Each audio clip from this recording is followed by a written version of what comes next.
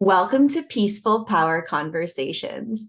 Peaceful Power Project is a wellness podcast which focuses on mental, physical, emotional, spiritual health and well-being. And I am so grateful to have Raditia Lasry here today as a guest.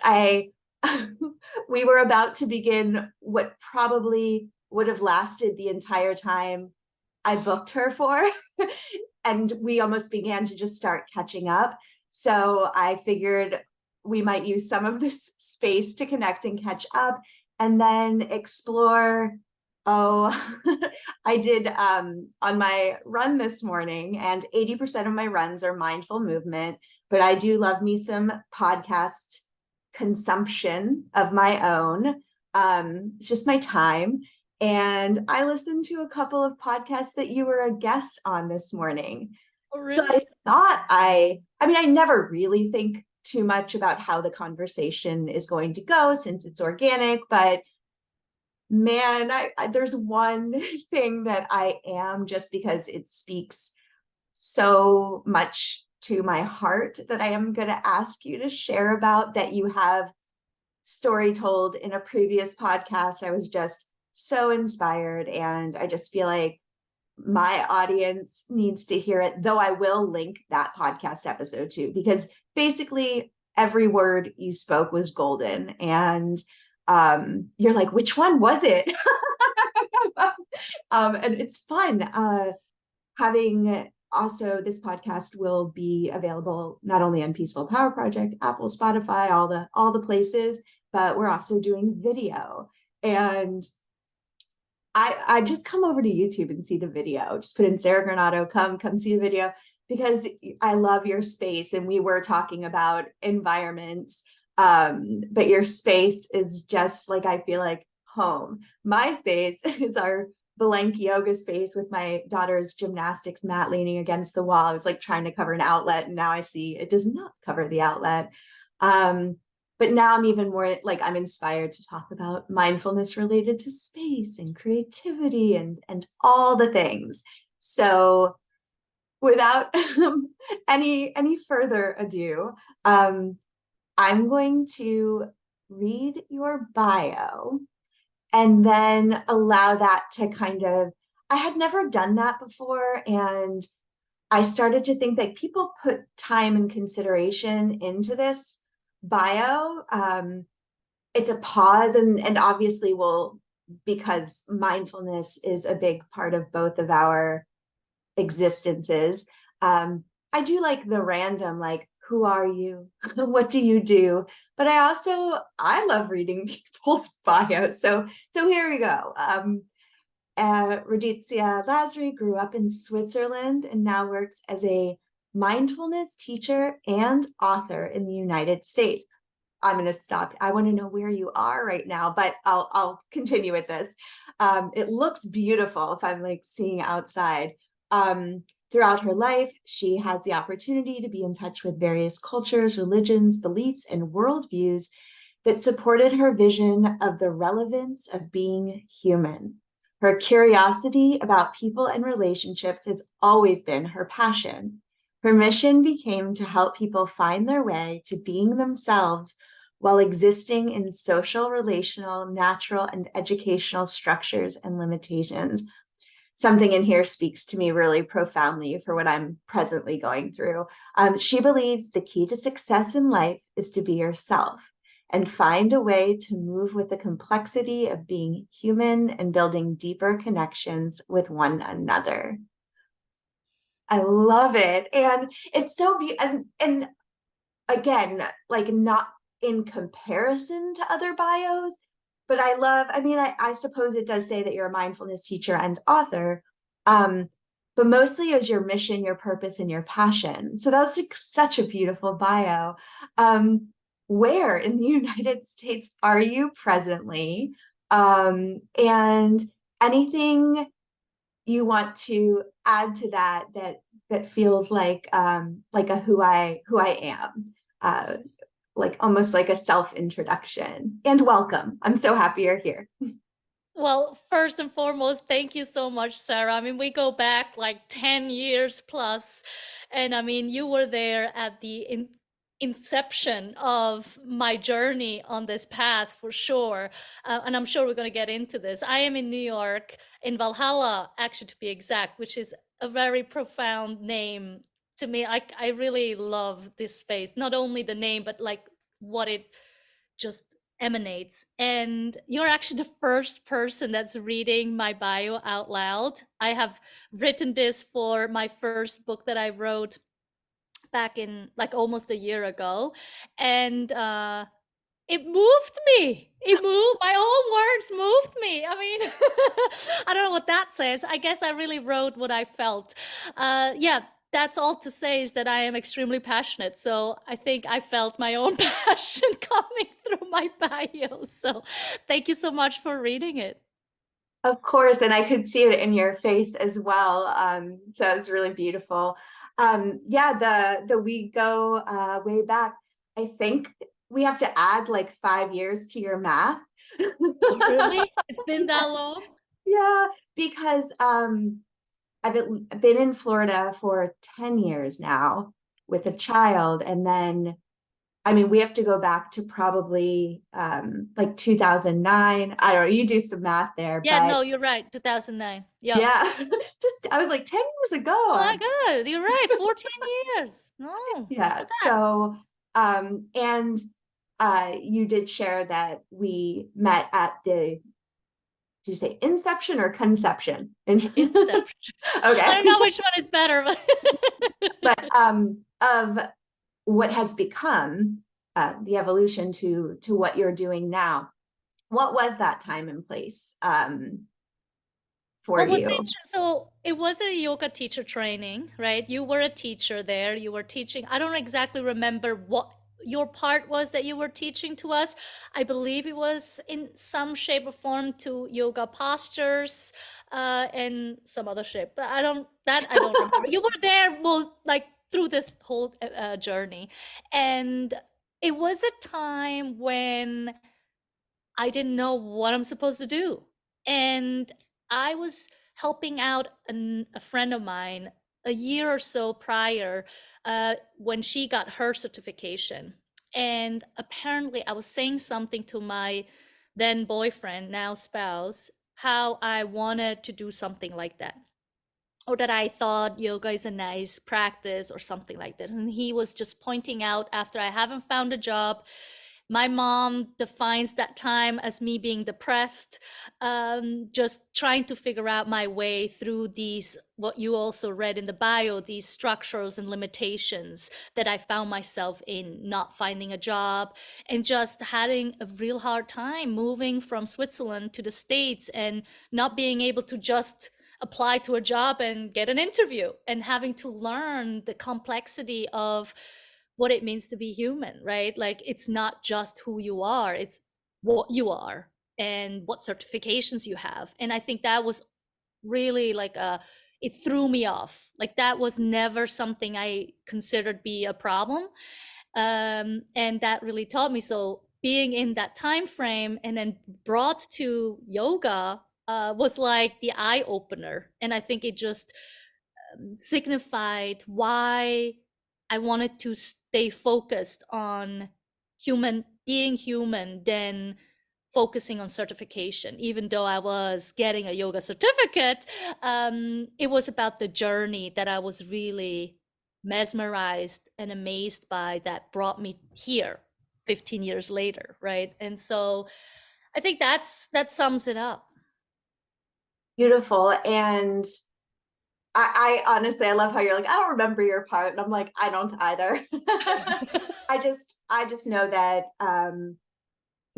getting to be part of other people's journey, my biggest memory of what set me on this path, and oddly enough, very similar to your journey. Actually, I haven't checked in if you're teaching like yoga or postures or movement, or your focus is now mostly on mindfulness. I'm going to pause there.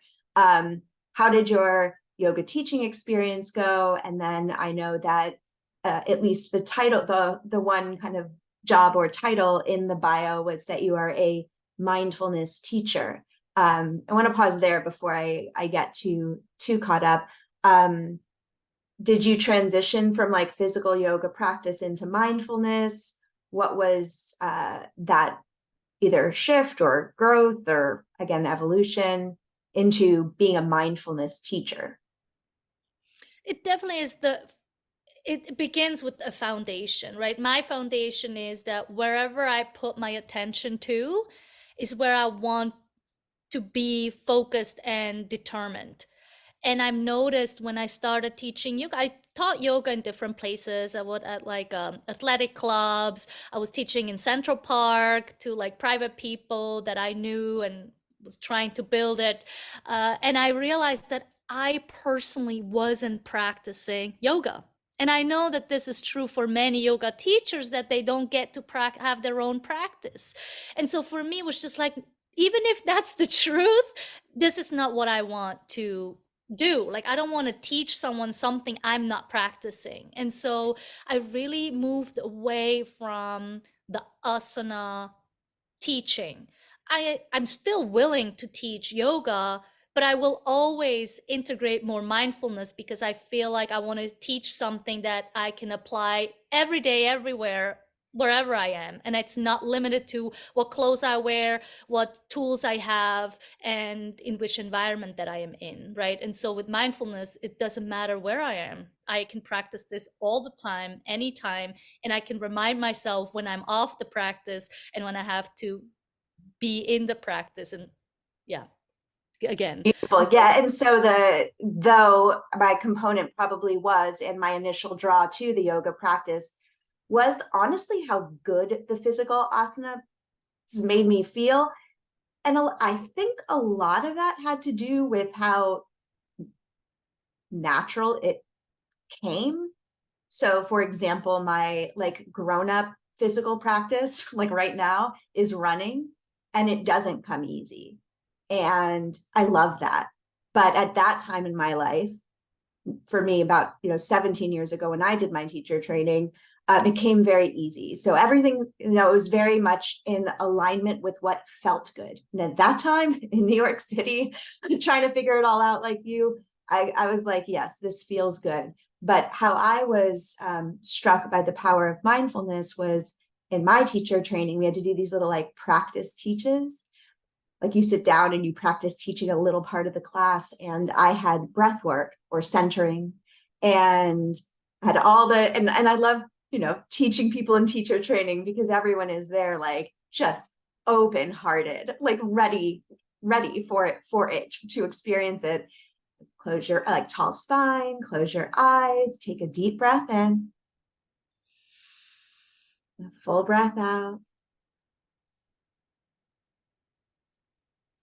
And I could see everyone's foreheads get smoother, everyone's jaw drop, everyone's little, I don't know, I feel like everyone was young, maybe they didn't have eye wrinkles, but like everyone's face just smooth out and everyone's neck just relax, everyone's shoulders just settle, and everyone's heart just soften. Like the transformation of breath, or bringing the mind to breath, bringing the mind to something in the moment, was so powerful that I feel like that was the seed that was planted that's transformed my journey into more focusing on mindfulness, because I do teach yoga, but I also support people on their walking journeys and their running. I love movement practice, and I love the photo that I'm going to use for this podcast of yours, because when I see it, it is joyful movement. It's not a static. So I also want to explore that with you, just what mindful movement is. But we must pause and define. I'd love to hear your definition. What's mindfulness? A few minutes in, we're a few minutes into the conversation, and this is like a huge passion and purpose of ours. But what in the world, Raditia, to you, how would you define for our listeners mindfulness, your experience with mindfulness? I just put it very bluntly, I just say it's being present in this moment with what is, without judgment. That's it. That to me is mindfulness. And I think that alone, especially the judgment part, is its practice already, right? It's like, so there is nothing else we need to add. Yeah. And perfect, absolute simplicity, and that's it. But then why, with that simplicity, for so many people, that idea of being right where we are with whatever is, why for so many, and I am going to speak for so many because I've worked with so many, why is it, this is the feedback I get, why is it so hard, do you think? Why does it even have to be a practice? If it is the most natural essence of being to just be where you're at, why do so many people struggle with it? Why do I struggle with it? Because we have a brain. We have a brain that creates thoughts, and that we are an excellent source of creating stories in our lives. I mean, just the other day, we were watching TV, and my husband tells me, he's like, isn't it interesting how anything related to stories people just do, like watch movies, like even games that have stories. It's like there was some other example, books, right? Like we're just getting so drawn to stories. And we know, we have proof. People like Kindra Hall is someone I really admire talking about stories, right? Like we all have our own stories, and we are mesmerized by people's stories, but they're happening up here. They're not happening in real life, in real time.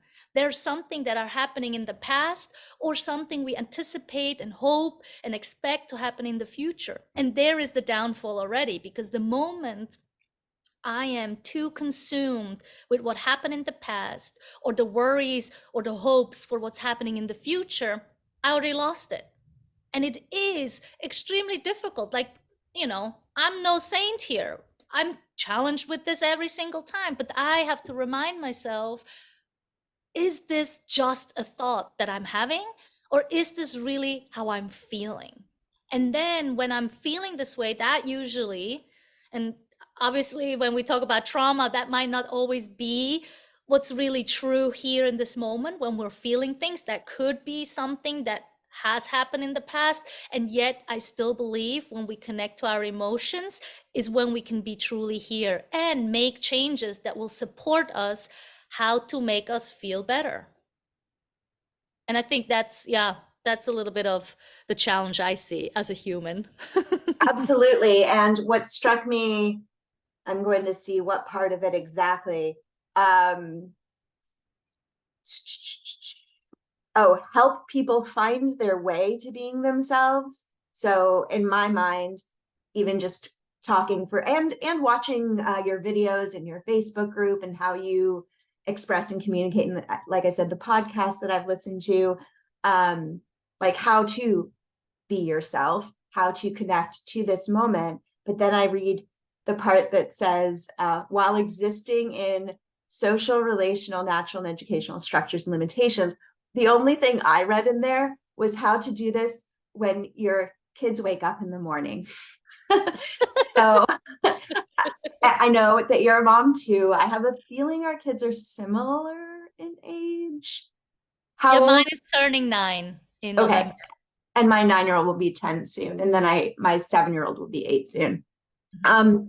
And the practices of mindfulness, of that awareness to check in. Is this a story? Is this now? Is this why is this resurfacing? What is its and I do that as opposed to just kind of, oh, it's not present, let me stuff it away. I do spend some time in processing, but these magical morning practices, and then all of a sudden the energy, or I'll even say in my workspace as well, is how to maintain, not like you said, I'm no saint, so I don't want to, appear as if I'm just sitting on a rock while like my kids are throwing their stuff everywhere and like, where's this? Where's that? You laid it out the night before. And all the things with any other, we'll say outside stressors. So I don't have expectations of self to sit on a rock while everything around me like is happening, right? Chaos. But I am curious from mom perspective, or just as a human existing with other people in this world, how does your practice serve you? How do you maintain, because my example is like my morning practices with movement and breath work and gratitude, and I could have the like calm face and the soft shoulders, and then all like so quickly I can be shaken into dysregulation.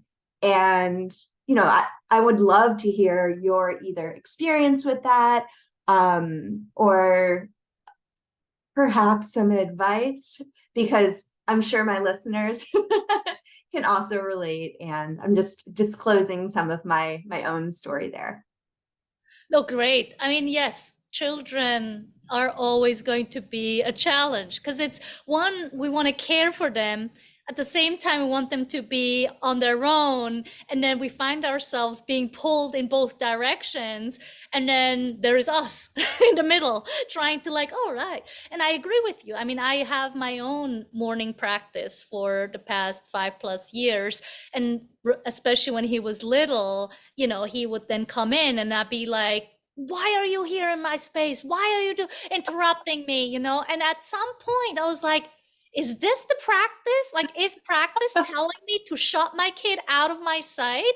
And I was like, no, it's not. So I started inviting him, not literally inviting him, but I let him come in, talk to me, have something. And I would let him know, like, well, this is my quiet time. If you want to sit down with me, feel free to sit down with me. Or if not, then I'll be there. I'll be there. Right. And so that is like one of the initial thing. Like, even if we have a practice, doesn't mean that it's going to be isolated in out how it is, right? Like, we can't just shut the world out. I mean, we can close our doors, we can do all those things, but we know for our children, closed doors means you can open them, right? And so for us to understand that there are no limitations if it comes to our children. They will get us exactly where we need to practice more. And I think this is what I took away is the moment I get frustrated, I had to know that this is me who is talking.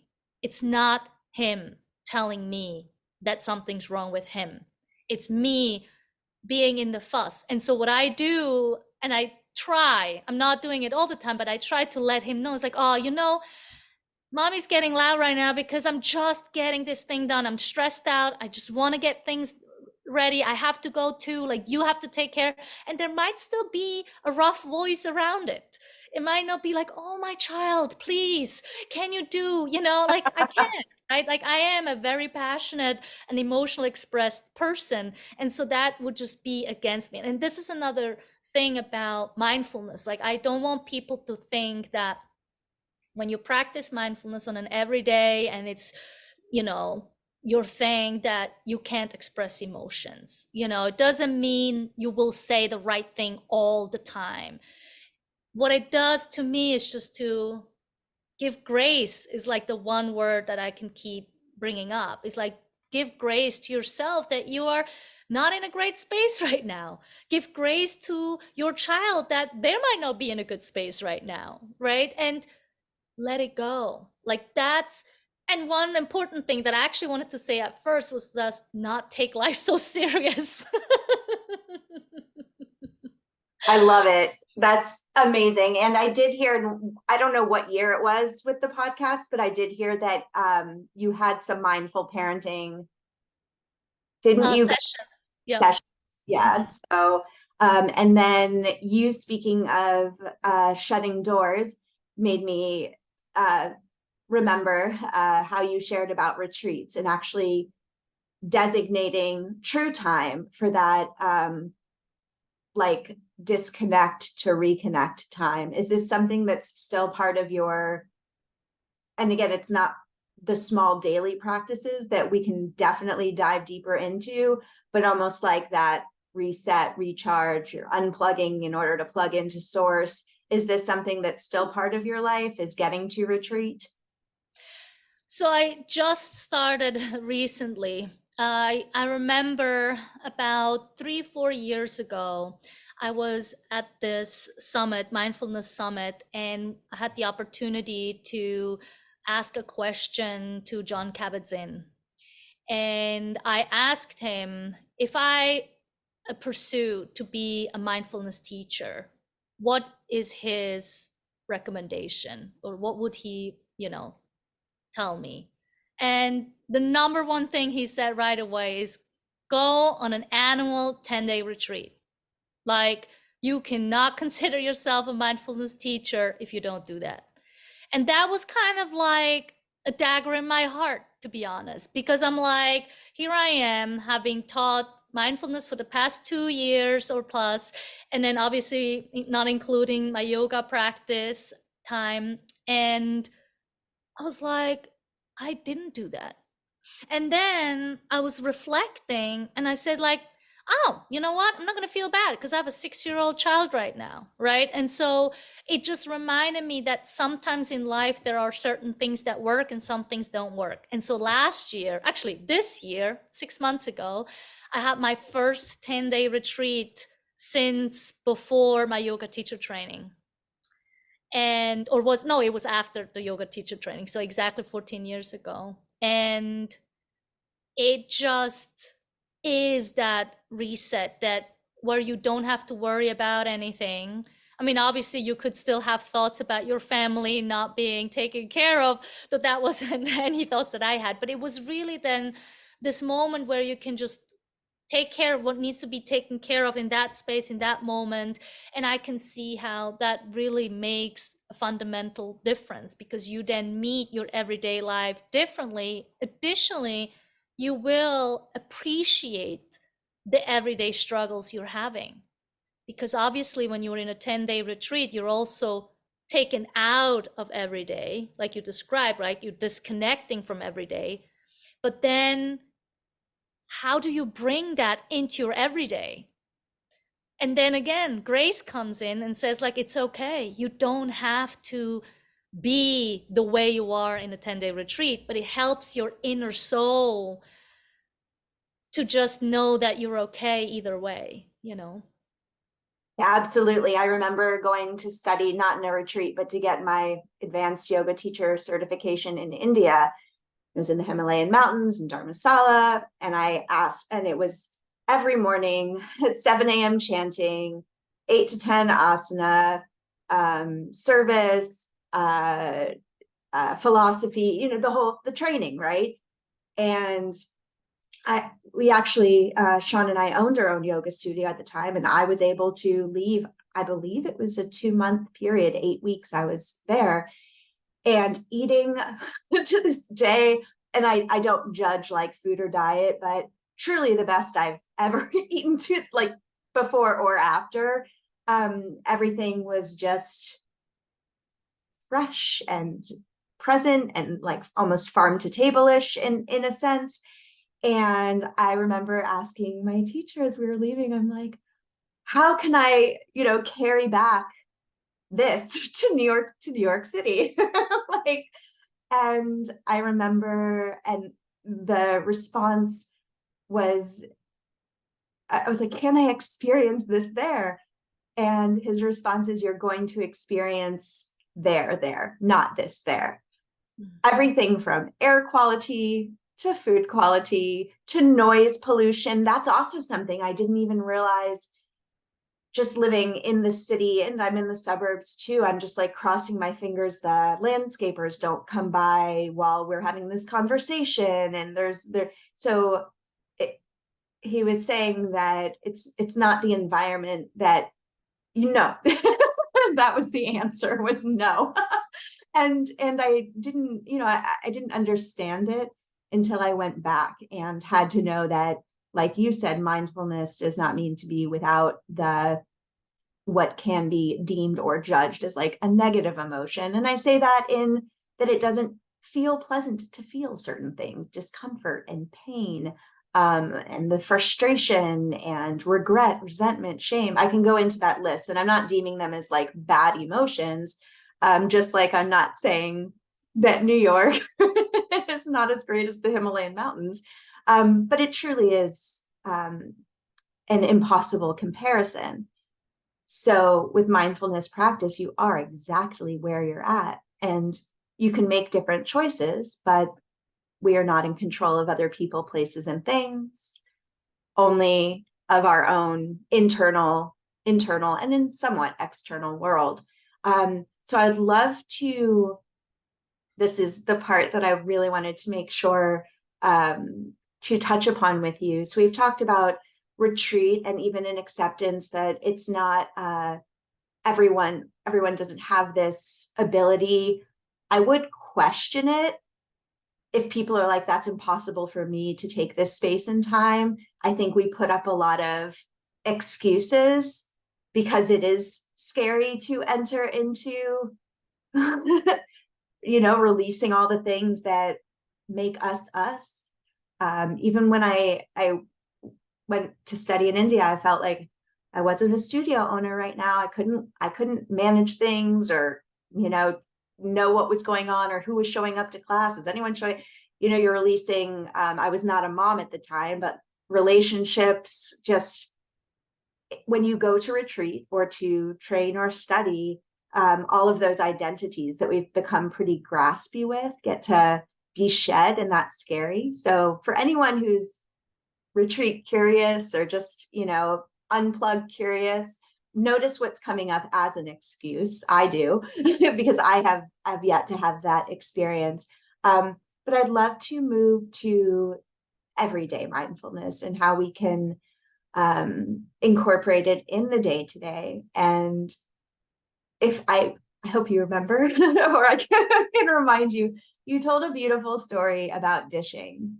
I think you called it dishing, with washing dishes, and how to bring mindfulness not just to breath work or a morning routine that you create or develop, or that a teacher gives you to do, but in the mundane, in not just the mundane. Dishes, that's like worse than mundane. like a chore, a task, an obligation that has all this energy surrounding it. And when you expressed mindfulness in the mundane, or in those actions, it seemed beautiful. I was like, I want to get home from this run and go wash some dishes.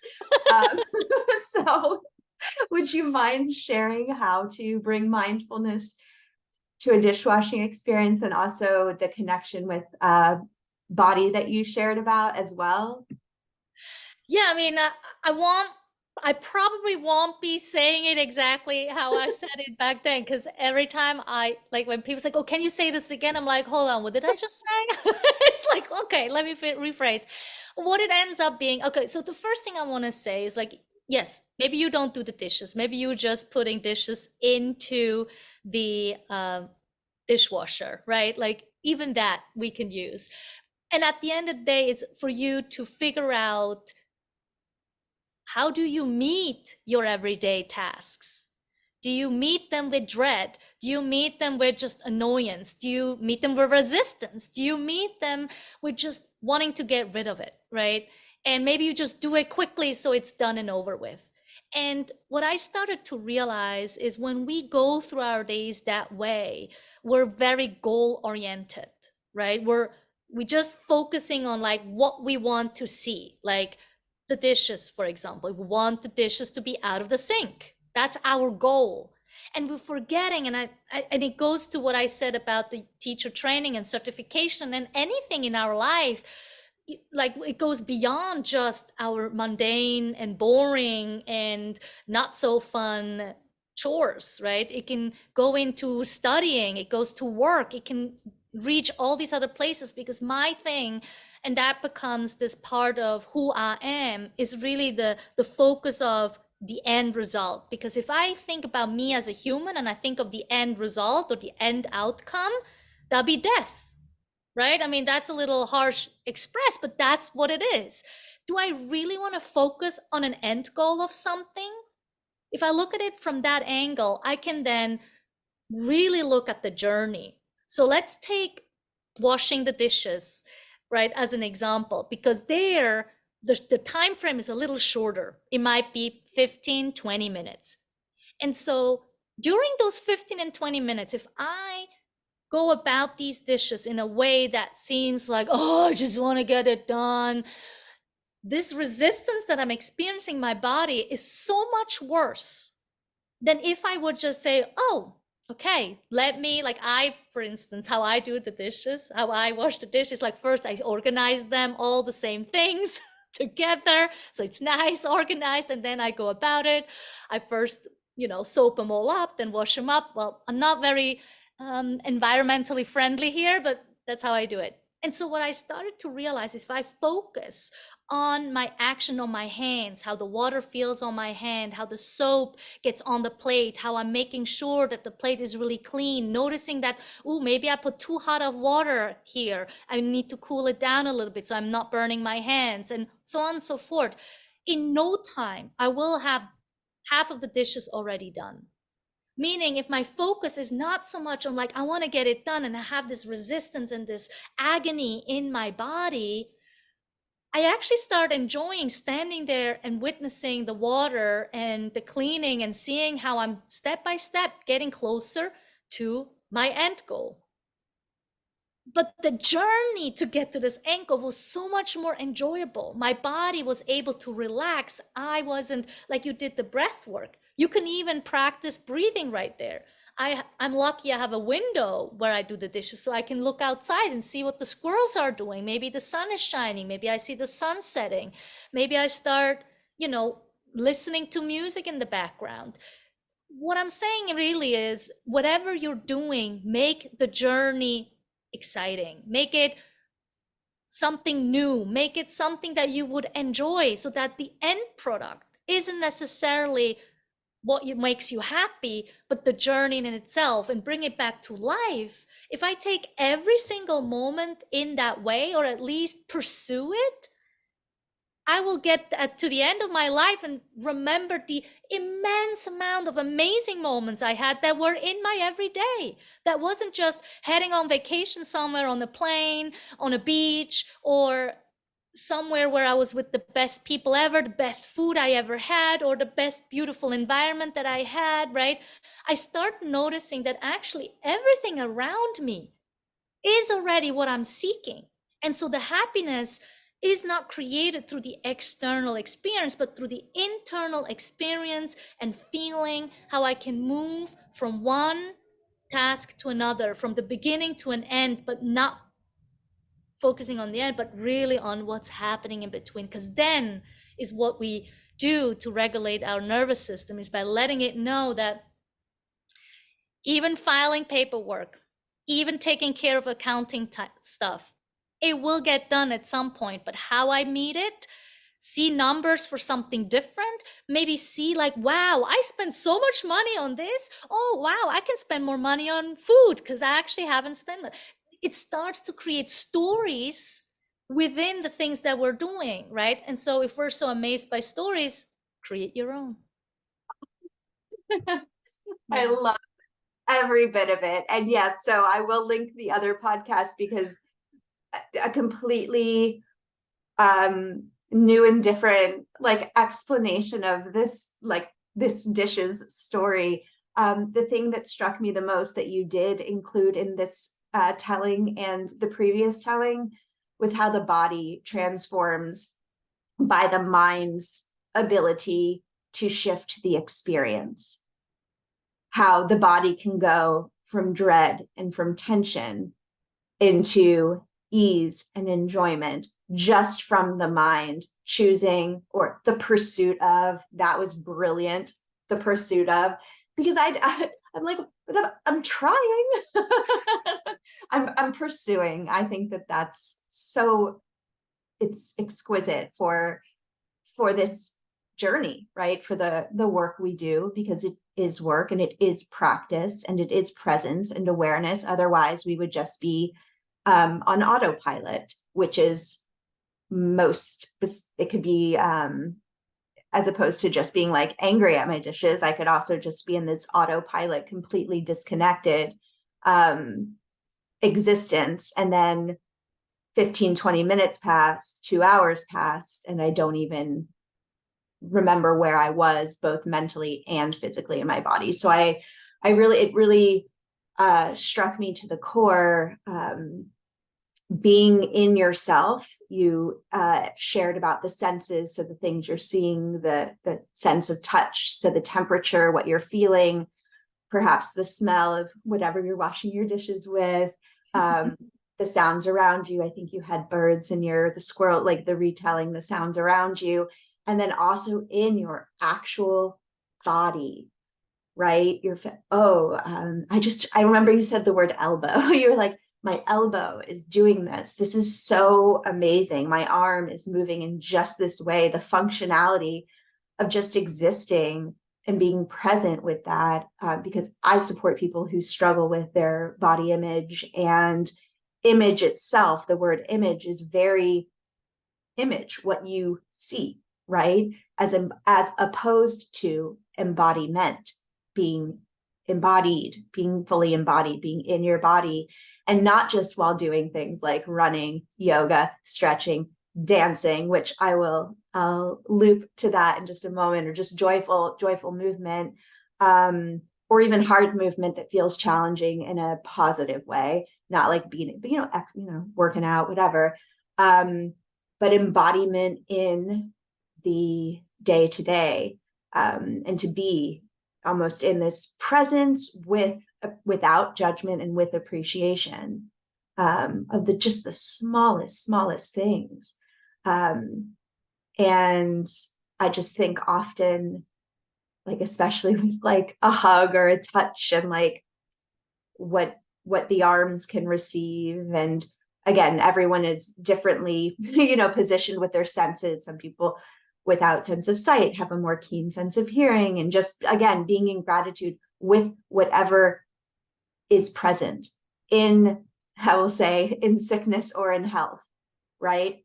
And so I love that reminder. It's always a reminder, right? It's back to awareness. I love that you shared, like, when I become frustrated, I know this is my story, not my kid's story. But if I just like I'm trying to think of the best word when you like explode in frustration. Okay, this is what I often say and teach is, we have these whispers. And when we get quiet, we can hear the whispers. And sometimes they're like, I'm really uncomfortable, I'm afraid, I'm stressed. And if we listen to them when we're whispers, we can engage and have a conversation. But if we're always ignoring the whispers, they become the screams, right? Or they become even like a manifestation of like yelling, or becoming dysregulated, or having that tone in the voice, because something hadn't been addressed or listened to. So I love that you're like, when I feel this, which requires awareness, right? To know that you're feeling this, to take those pauses and listen. Yeah, so I appreciate that. And I do appreciate just embodiment in your daily activity. And I learned that you do have a dance background, and I did notice that the photo you chose was not a headshot. And I wanted to like know why. What movement, though, you don't regularly teach yoga, or you were saying you didn't have like a daily practice, so why am I teaching asana? What is you can do past if you want, or just present relationship with movement, mindful movement. You did share on a retreat the mindful walking experience, which I have in my podcast. I have guided walking meditations where I help people bring awareness to the five senses, and to the body and the systems. So what is a little bit of your past and present connection with mindfulness and movement? Well, the funny thing is, when I was talking in this other podcast about the experience in the body with the elbow and such, came out, I just came out of a 1-day retreat online where I was practicing walking meditation. And that's where, you know, if you do this a couple times a day for a period of time, you start being more in your body and obviously noticing more the movements and also the, you know, the gratitude for what our bodies do automated without us asking. Lift that arm, move that leg, bend that knee, you know, like it all happens because something in our brain tells our body you're supposed to do this, but we're not really thinking this. So that's where, yeah, this all came from. And I remember why I probably was more intricate about the physical form there, because it was just very present to me then. And talking about mindful movement, so yes, the reason I came to the States 20 years ago was through dance. I came here to attend a dance school, and movement is, you know, not as significant as I wish it was. I could put a little bit more effort in. I used to dance and loved expressing myself through movement. Obviously, the yoga practice, I walk pretty much every day. Just today, I was just tired of walking for the third time this week in the rain. So I was like, I'm skipping today. But usually I take my morning walk that takes about 30 to 45 minutes, which includes a little bit of like some stairs that I'm adding. So that's like part of my weekly movement in that sense. And then what just happened recently is I had a dream about being a sub for a dance class, and I had to create a choreography. And I actually did pick a song that was in the spring, early summer this year. And so after the summer, I was creating a choreography to that. And I have a YouTube series called Languages and Emotions. And so what for me mindful movements really are, and it's not just limited to, you know, the extreme movement, it's the daily movement, and just being aware of those movements. It's just how much emotions that we can express with it. And so in that episode 1, I integrated some of the choreography that I was making, because I was like really determined to use this 5-minute song and do a whole choreography that I haven't done in a while. And I'm really happy with it. And the funny thing about the image I shared with you was last year, I had a photo shoot with my aunt, who's a photographer. And I wanted to tell her that I want the images to express movement, freedom. And so that's what movement really is expressing the inner freedom that we're having. Like I can tell you how free I feel, but you won't believe me until you see it, right? And even myself. And so it's funny when I look at these images, like, oh my God, yes, this is what I want to feel. When I watch my choreography, it's like, this is what I want to feel. And I want more people to understand it's not about the perfection on how something looks. This is why I love this image, because my leg is not completely straight. It's not really this, but it's expressing something from the inside out that I believe is what more people, that I want more people to learn, because we are too focused on how someone perceives us, how they like or dislike us due to how we appear on the outside.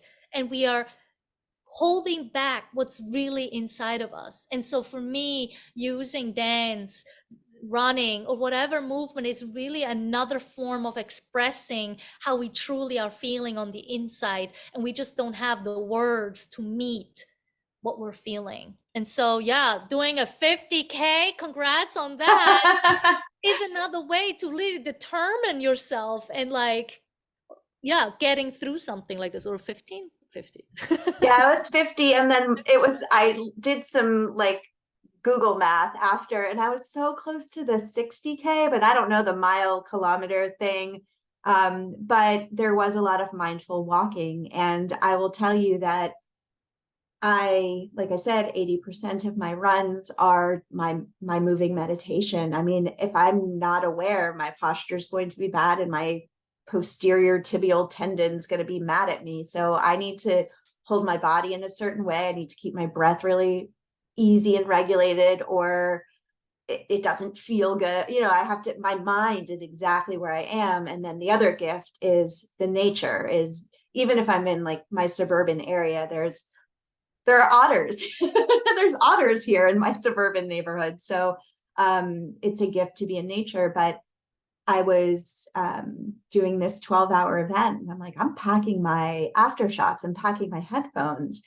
And a friend of mine, a yoga student of mine, and also a runner is like, oh no, just like be present. And I'm like, no, I do that. I do that like all the time, but this is 12 hours. You don't understand. I'm like, I don't understand and maybe I suppose it was a retreat in a way, meaning a retreat from like, I did speak to people, but they were very brief, beautiful interactions, not like chitter chatter. But sure enough, I did not think of my headphones once. And the removal of that type of stimulus from like music, podcast, phone, anything, time did, I don't know whether to say it didn't exist because it doesn't exist, but literally I was like, it's 1 o'clock. We've been here since 7. That's crazy. I imagined it would just drag on, but truly it was, you are one with time because you're in the process, right? You're in your journey. You're not at, and it's funny. I love the only end is death. So why like rush it there or why not enjoy the journey there? And then I think of like the end of, like, I think of dishes death or the end of the race death is that there are small deaths every day or every, as you train for something and then it's over. And then you get to be born again into a new journey. So I really, really love that. As we wrap up our time together, you did mention and I will link everything, but I would love to give you some space to share if there's anything presently that you're working on or want to welcome people to check out. It, this is some space if you want to share the name again of the YouTube that you're working on, or I don't know if the Facebook group is open, but it's full of just rich, as you can tell from this conversation, just rich, beautiful guidance. So yeah, I'll let you share anything that is present for you that you would like the listeners to know about. Yes, love to. Yeah, I mean, yes, there is. I mean, I have a YouTube channel, and right now it's just so Mindful Being LLC is the channel. So please subscribe. There are currently I'm posting about this language and emotions in different ways. Where movement was the first one, art is it was the next one, and I'm working on food, where we just can embrace food in a different way. Maybe you're not into cooking, maybe you are more into eating, but like really embracing the colors that they are and finding the joy in making it and not feeling again a dread of like, oh, especially when you're exercising, right? You have certain meals that you have to make and eat certain foods, and not to feel like you have to, but actually enjoy making them. So I'm gonna move people through that. And then I have a bunch. So yeah, be happy, be human, be happy, be you. But Facebook group is open to anyone. They can just join there. It's not a closed one. And I have actually a book coming out in the spring that is named the same. Be happy, I mean, be human, be happy, be you, which is technically talking about my life stories and why I am here to teach you mindfulness, because I use my whole life to be here. I mean, yes, my yoga teacher training 15 years ago was the inception, but in the end, it already started way before that. This is how I am and who I am. I have not changed since I was little to today. And so that is really to signify that we already been that, and maybe just the external world has made us be someone that we actually don't agree with, and yet we haven't found a way to do that. So that's that. And then obviously on Instagram, I'm always sharing stories almost every day, just what I notice in my everyday and where and what I'm doing. And the number one thing that I'm doing on a regular basis is holding meditations twice a week, Mondays and Thursdays at 8:15 p.m. Eastern time. And then I have workshops coming up here and there, usually in person. And like the next one is in North Salem, New York. So if you're listening and you're nearby and it's before October 7th, it's my first Emotions in Us workshop at a museum where we are using art. Like one of my episodes was about that, where we take in art and notice what I'm feeling, because my belief is what we're feeling inside, looking at an image or anything in the world, is a reflection of who we are and how we feeling and what's going on in our daily lives. And just to emphasize how this is it. There's nothing else to it. Yeah. Thank Yeah. you. Yeah, of course. And this will all be in the show notes, the easiest place to find out how to participate and learn from Raditia. I did mention in the beginning, if you're not watching this on YouTube, just the magic in the background. So you just mentioned art. Is that your canvas in the background? Yes, I made them and I'm working on it. It was much better when I first started, but I just was so excited to paint again that I was like, oh, so I'm waiting to dry it. Yeah. I'll describe bookshelves, lots and lots of books. I love the like garnet colored, maybe sofa and blanket. I Yep. see, do I see trees without leaves? No, there is Or trees. leaves, okay. Now, Still have leaves. and then candles lit, art. So come again and visit on YouTube. And one last little question: if someone is interested or curious about how to start adding more mindfulness into their day, just, and I'm not going to limit you by saying just one thing, but kind of in that realm of like, what's the first step to living more mindfully, more presently? I would say pick something you enjoy on the everyday, be it drinking a coffee or a tea, eating a meal, something very simple that doesn't involve other people, and see what is challenging in being present with it. What is pushing you or pulling you? And can you just be there and enjoy the smell of the coffee, the smell of the tea, the taste of the hotness that warms you up or maybe cools you down, depending which environment you're in. And just take that as the first step to really connect to your senses. Love it. Thank you so much. Thank you for your time today. Thank you for always staying connected. I took 2 months off of social media and have my own like things that I find very challenging about it. However, it has kept us in touch all of these years. I don't know if you know this, you were the very first person to support my first of 3 children's books. You were the first sale. So I felt very supported. And it's just been great to stay connected and see all of your offerings. And I am just grateful to have you here. So I just want to say a big thank you. I know that well, I'm not going to put words in or thoughts in your head. I would love to hear any takeaways. Would you, Raditia, if anyone has any takeaways from this episode? My takeaway is that it never ends. My takeaway, If it any, never ends. yeah, if any listener has anything that you've gotten out of this conversation, feel free to share it with both of us, either of us. Tag us on Instagram. You can, again, find Raditia in various ways in the show notes. And wishing everyone peace, power, and presence today.